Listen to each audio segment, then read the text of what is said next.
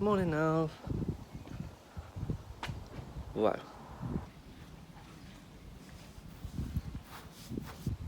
Somebody's been practicing, haven't they? Alright, there's no need to show off, is there? Yes, I know you're the best dog golfer around. You don't need to keep saying it.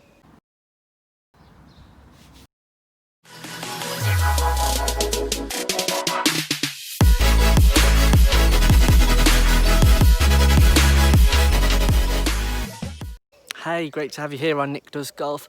Back for another video. Today we're going to be talking about how we make more birdies in our rounds of golf on the golf course.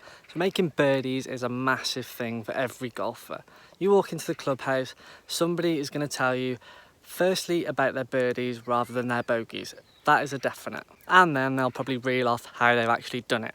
They wouldn't actually do that about a bogey, would they? So if you're struggling to make birdies and you're not being very consistent at all, make sure you keep watching this video. I'm going to give you 5 tips on how to make more birdies in your golf rounds today. So we're going to jump straight in at number 1, and that is to be braver. Now, what do I mean by being braver?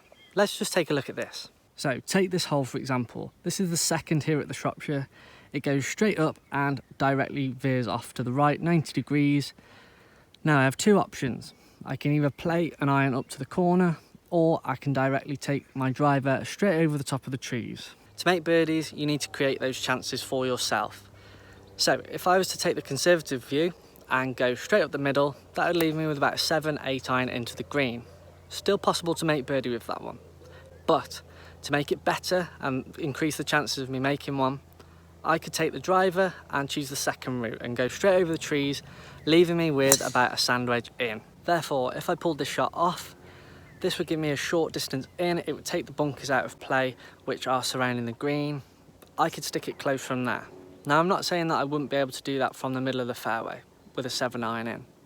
I'm not saying that at all, but you increase your chances by being brave. So give that a try. Number 2 is trusting yourself and trusting what you're doing is the correct thing to do. Don't let anybody else tell you any different. In every round of golf, you're going to make a bad decision at some point, unless you have the perfect round, of course. But you are going to make a bad decision. You might get a little bit of bad fortune as well. But if you can convince yourself that it was the correct decision, however the outcome was bad, then you've done the right thing. Take this chip, for example. So as you can see, there's a lot of green to work with. Flag is towards the back slightly. However, there's a little mound here. So most people, average golfers, would probably choose to use a 9, 8 or even a 7 iron to get that close. Now in most cases, yes, I probably would, but to take this little mound out here, we're going to go a little bit lofted. Now because I'm confident with my chipping, I'm going to use a more lofty club, so a 52 degree or a 56 degree, depending on what I'm most comfortable with.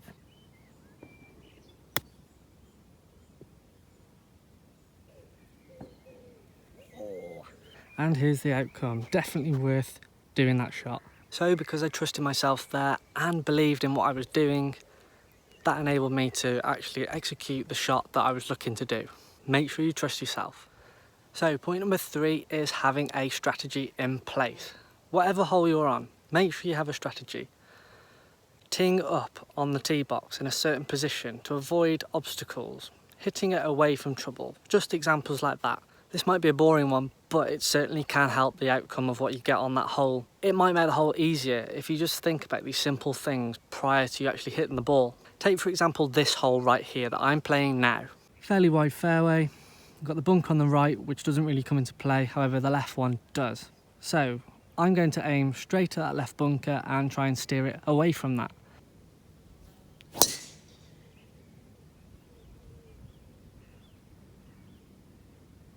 So having a good solid strategy can certainly help you lower them scores, make more birdies.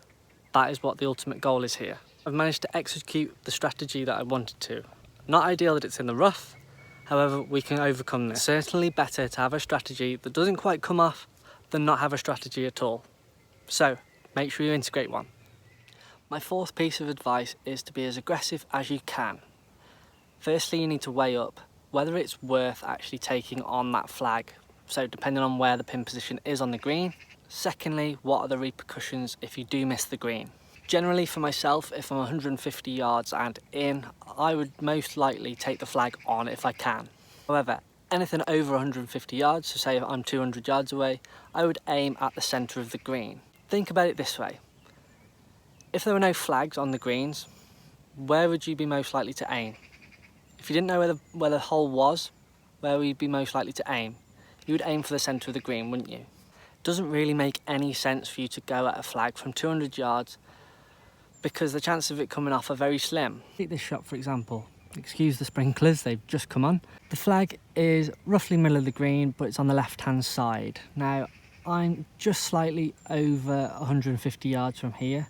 So I'm going to look at aiming at the middle of the green, and with my natural shot shape being a draw, hopefully that does come in and gets me slightly closer to the flag. If my ball flight stays straight, then I've got a slightly longer putt, but that's not a problem. At least I've hit the green in regulation, giving me a chance to make birdie.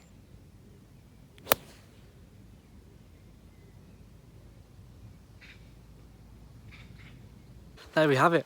So my natural shot did come in on that shot. The ball's just finished slightly left of the hole, which is perfect. Pin high, great position for me to make a birdie from that. So remember, 150 yards and in, attack the flag. Anything over that, aim for the centre of the green. On the greens is where the birdies come from, most of the time. Of course you can chip them in, but if you get that putter hot, you can certainly make these birdies more often. You can certainly be sure that 100% of putts left short, especially for birdie, do not go in. Make sure you give it a go. Try and aim to get it 2-3 feet past the hole. With this length, you can make sure that you've given it a go, rather than letting the ball die into the hole or just short of it. Make sure you give enough break and enough speed to give yourself a chance at making that birdie. With this, you'll be able to build a lot of confidence, and therefore in the future you can take this with you and make more birdies. Guys, I hope the tips and advice from the stuff that I do is going to help you get more birdies. Even if you integrate just a couple of these are going to help you create more chances to make those putts. Let's face it, we all love birdies, we all want to make more. I'm here to help you do that. As always, please make sure you subscribe to my channel, Nick Does Golf. I'm really grateful for everybody that has done that so far. Also make sure you like and comment on the videos down below. Let me know if you've tried any of these and whether these have helped you at all. Along with that, please make sure you check out all my social media platforms on Instagram, Twitter and TikTok to keep up to date with everything that I'm doing on a daily basis, all the cool videos and everything else like that. It's been a pleasure for me to pass on my tips and advice to all the golfers that are watching on this lovely summer's evening. I cannot wait to do more of this. Thanks for watching guys, and see you all very soon.